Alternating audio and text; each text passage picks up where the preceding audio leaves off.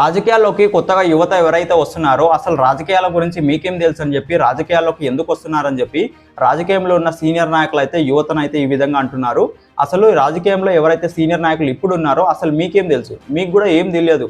First కొత్తగా రాజకీయంలోకి ఎప్పుడైతే మీరు ఎంటర్ అయ్యారో అప్పుడు కూడా మీకు ఏం తెలియదు. ఆ లీడర్ ఏంటనో, ఈ లీడర్ ఏంటనో, వాళ్ళేంటనో, వీళ్ళేంటనో తిరిగి మెల్లమెల్లగా మీరు రాజకీయాల్లోకి వచ్చి ఈ విధంగా ఇప్పుడు ఉన్నారు.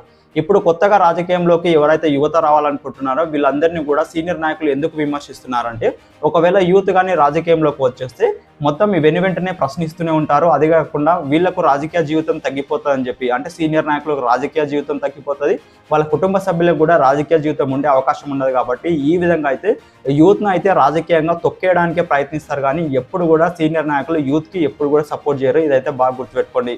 మీకు కూడా రాజకీయంలోకి వచ్చినప్పుడు అసలు ఏం తెలియదు.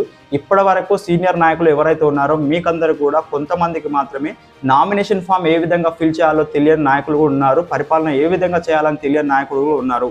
ఒకవేళ మిమ్మల్ని కానీ ఎవరైనా సీనియర్ నాయకులు తొక్కేస్తుంటే కింద కామెంట్ సెక్షన్లో తెలియజేయండి. మరిన్ని ఇలాంటి వీడియోస్ కోసం మన ఛానల్ని తప్పకుండా సబ్స్క్రైబ్ చేసుకోండి.